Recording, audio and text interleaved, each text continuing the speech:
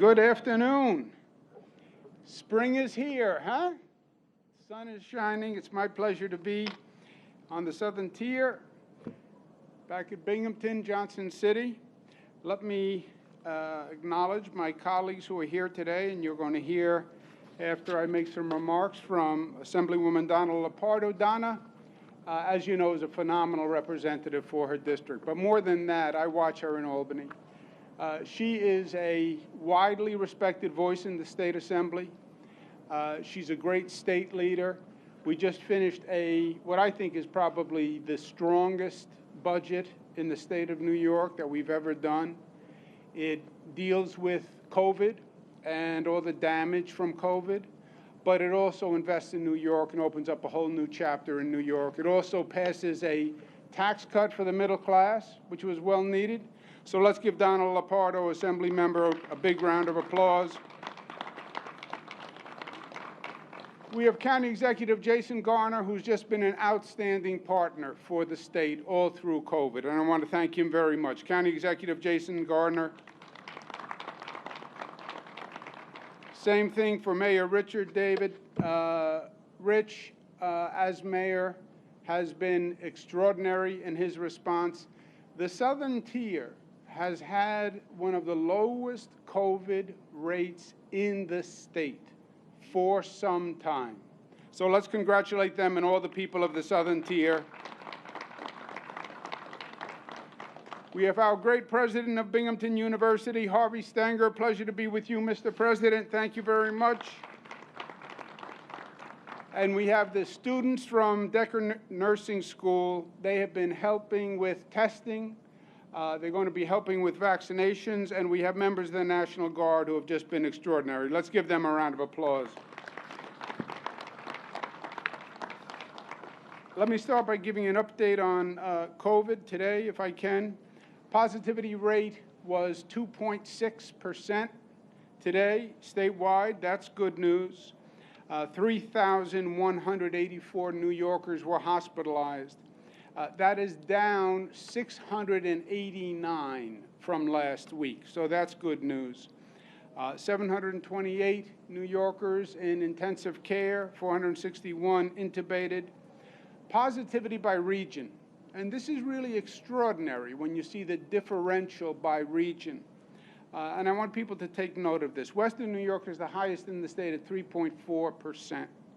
Finger Lakes 2.7, Mid-Hudson 2.3, Long Island 2.1, New York City 2.1, Capital Region 1.6, Mohawk Valley 1.4, North Country 1.3, Central New York 1.2, Southern Tier 0.7, 0.7.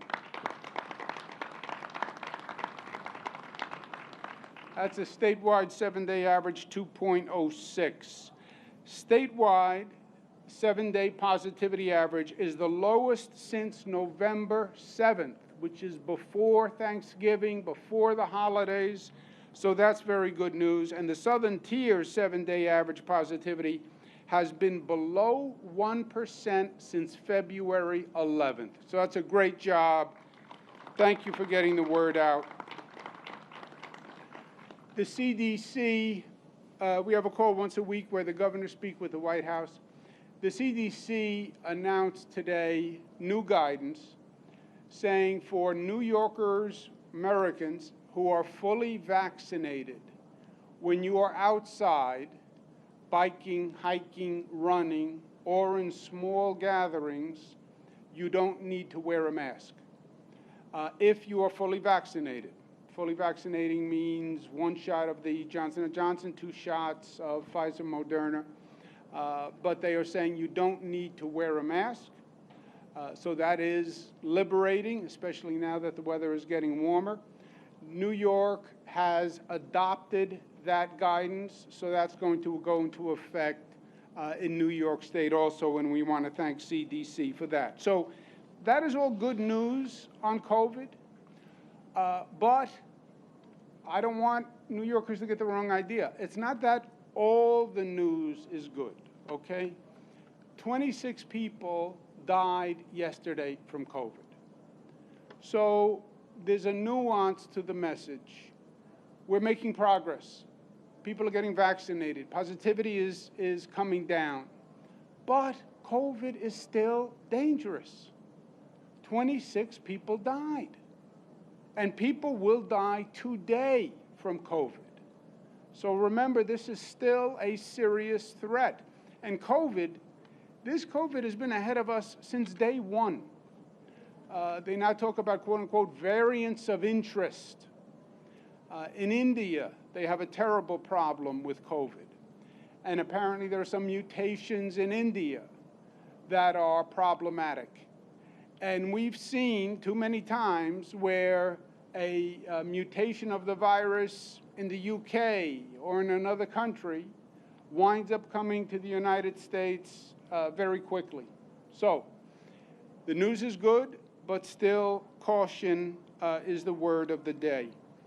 I also want to applaud the mass vaccination site that has been operating here, and the nurses and the doctors and the National Guard and the government officials who have been operating that. 114,000 vaccinations done right here. Over 50,000 people vaccinated.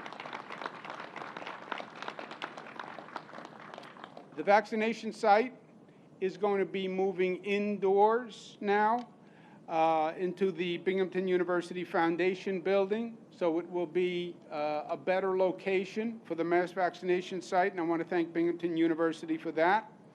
I also want to congratulate Binghamton University on the School of Pharmacy and their first class that is graduating. That is exciting. Let's give them a round of applause. Also, Binghamton University is starting the School of Nursing, which is very, very exciting. We have a vision for Binghamton University that we have been enacting, and times are proving us correct. Health sciences is going to be a growth field. Why the School of Nursing? Why the School of Pharmacy? Why the concentration on health sciences? Because that's the future. And by the way, that was the future before COVID, right? COVID just brought this home. And COVID was not out of the blue. Remember that also. We've gone through Ebola, we've gone through dengue, we've gone through Zika, we've gone through a number of these pandemics. COVID the worst. But that is going to be the way of the future. And health sciences is the growth field. So Binghamton University growing as a great academic university, yes, but also as a great economic engine for the Southern Tier. So congratulations to them again.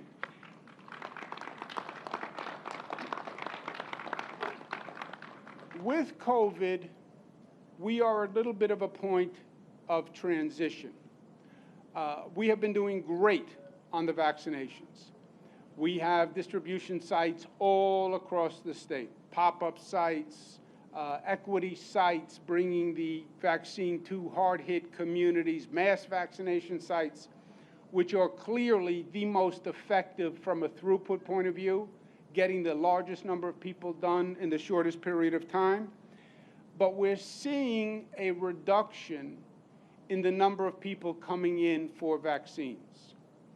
We were doing about 175,000 vaccines statewide every 24 hours. That number is down to now about 115,000 vaccines every 24 hours. Well, maybe our distribution declined. It didn't. The demand is reducing. Fewer people are asking for appointments. Remember when we started, people were chasing appointments. You had to be an expert on the internet to figure out how to get an appointment. We're now at a different place where we have open appointments at mass vaccination sites and vaccination sites almost all across the state. So, first step is we're going to open up all state mass vaccination sites this Thursday to just walk-in vaccinations. You don't have to call, you don't have to make an appointment. All New Yorkers 16 plus just come in to a mass vaccination site on Thursday and you are eligible for a vaccine.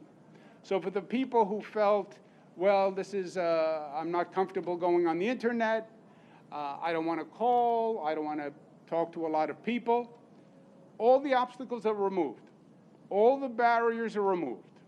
Just show up and roll up your sleeve, and the mass vaccination sites have capacity to handle it, okay? We're also allowing all local health departments that operate local sites, county sites, as of Thursday, in their option, they can go to total walk-in, where nobody would need an appointment.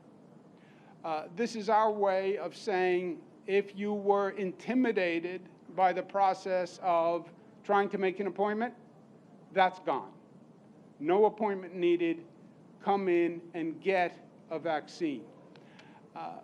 But we're also going to get to a point, which we're not at yet, but we will get to a point where you're going to see a certain number of New Yorkers who are hesitant about getting a vaccine. We've done about 45% of our population has one shot at least, okay? So 45% of the population has come forward. There will be a percent of the population that says, I don't want to get a vaccine. They call it vaccine hesitancy. I don't know that hesitancy is the right word, but you have a percent of the population that says, I'm not ready to get a vaccine. And I talk about this all the time to people. It falls into a number of categories. One I call the superhero category. Superhero, predominantly young people. I'm not afraid of the vaccine. I'm in good shape, I'm young, I'm healthy. It's not going to bother me. I don't need the vaccine. A lot of my friends have had the virus and they're fine. I'm young, I don't need it. I'm a superhero. They don't say superhero. I translate that as the superhero theory. Okay, even if you are a superhero, you can get it and give it to someone and that person can die, okay? Then you have the scientist school of thought. Well, I'm not sure that the vaccine works. Okay, you're a scientist. Virtually every major medical authority in the United States of America vouches for the vaccine. Short, tall, Democrat, Republican, male, female, almost every major medical professional, and not just in the United States, worldwide, are taking the vaccine. Then there's the skeptic. New York has a number of skeptics. I don't trust the government. I don't trust anyone. All right.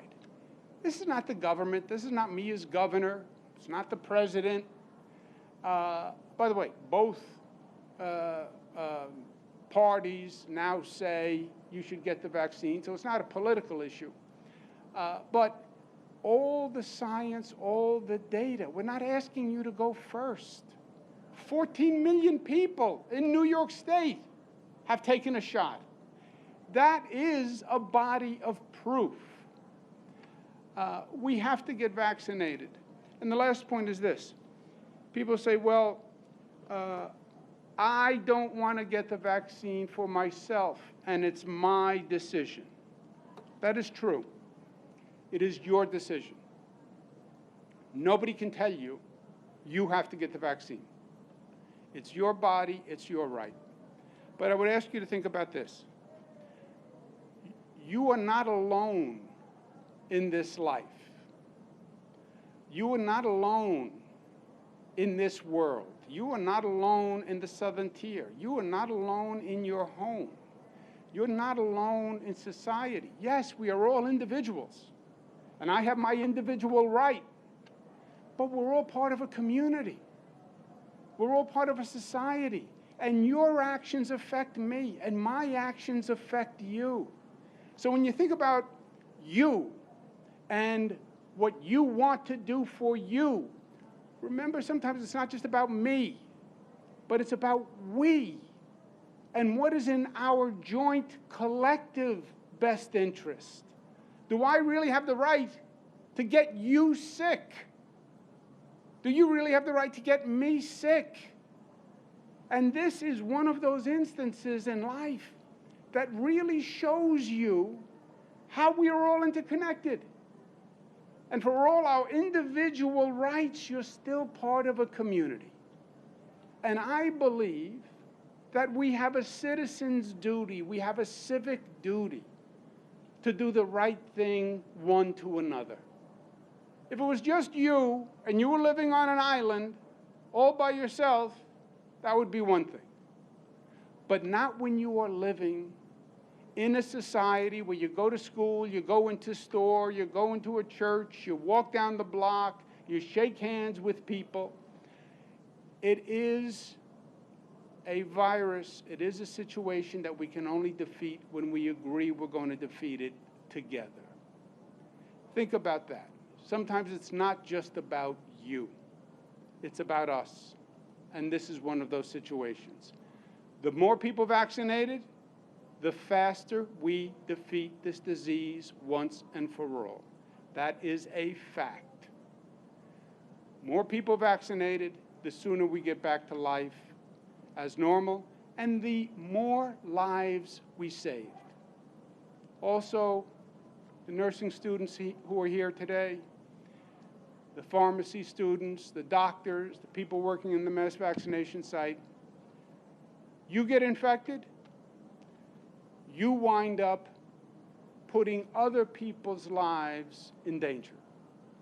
The people who have to treat you, the ambulance driver who has to pick you up, the nurse who has to attend to you.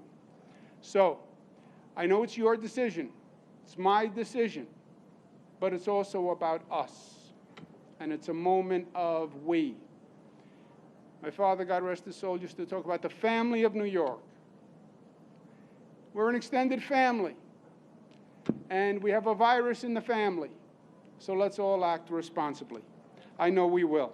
With that, let me ask Assemblywoman Donna Lepardo to come say a few words. You'll then hear from County Executive Jason Garner. But to all my colleagues, thank you all very much. To the nursing students, the National Guard, let's give them another round of applause and welcome Donna Lepardo.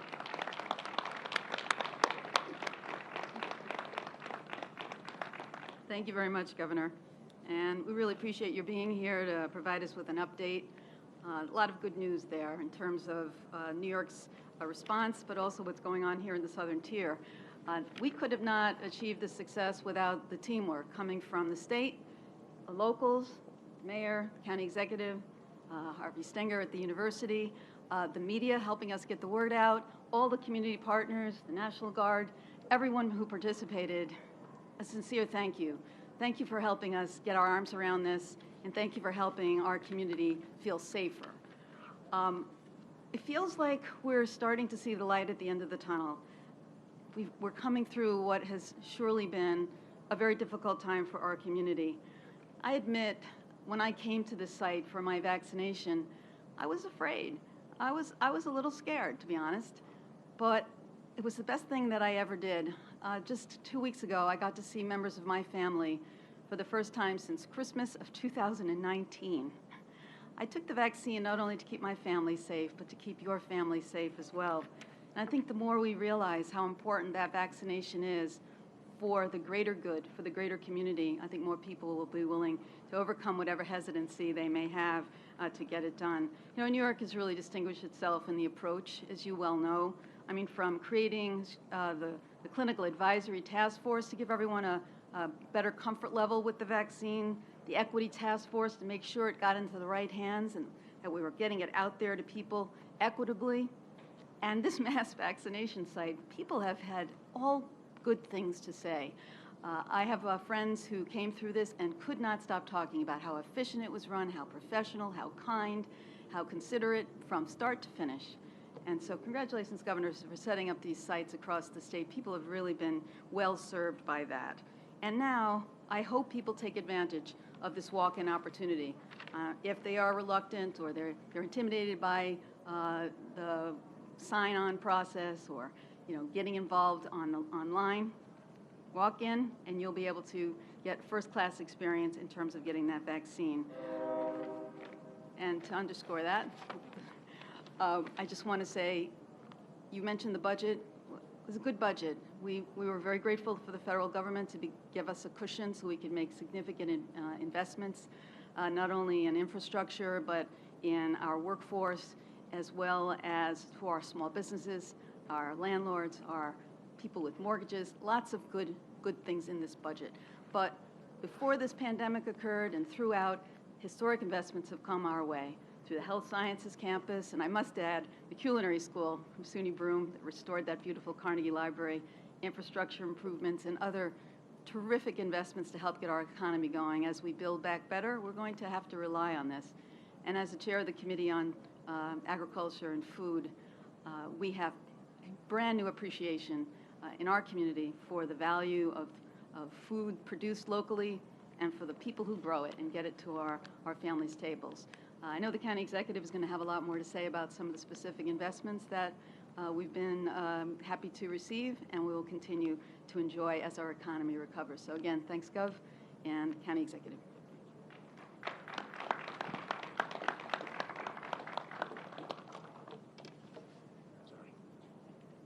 You're outside. I know, new CDC rules. Governor Cuomo, I just want to thank you. You talked about partnerships. You've been an amazing partner with Broome County and with the Southern Tier over the years, and it's just really great to have your partnership. Speaking of partners, I want to certainly thank Harvey Sanger, President of Binghamton University, Sheila Doyle, Executive Director of the Binghamton University Foundation, for hosting us at this great site. You know, Broome County has been through a really tough time, just like the rest of the state has. When we started to see this site first get built out, the trucks coming here, the National Guard here, the health care workers come here, it was like there was hope once again, because now the governor announced that this site here in Broome County was going to be the site of the Southern Tier mass vaccination site, and everybody said, this is what we've been waiting for. We've been waiting for these vaccines. We want to get back to normal. We're tired of this. And it was just hope. And I want to thank you personally. Over 100,000 vaccines given out here. It's 100,000 people that have some hope that we can get back to normal. I want to thank the National Guard here. Certainly all of our healthcare employees. This is really a team effort here, teaming up with New York State. And, whether it's with COVID or whether it's with economic development projects, that's what gets things done. That's what gets the results, is that partnership that we have with Governor Cuomo in New York State. You talk about investments in our region, and these continue. COVID does not stop the progress from going on here in the Southern Tier in Broome County. $60 million to reconfigure and improve traffic on Prospect Mountain. $152 million to support construction of a new Dick's Sporting Goods Northeast distribution hub and e-commerce fulfillment center. Over 450 jobs right here in Broome County. $85 million to upgrade the Cornell High Energy Synchrotron source, which has created at least 100 new high-paying, high-technology jobs while retaining over 150 jobs at our facility. The nursing facility, the nursing building that's going up, that program that's going to provide nurses to this area and beyond. From our economic developments efforts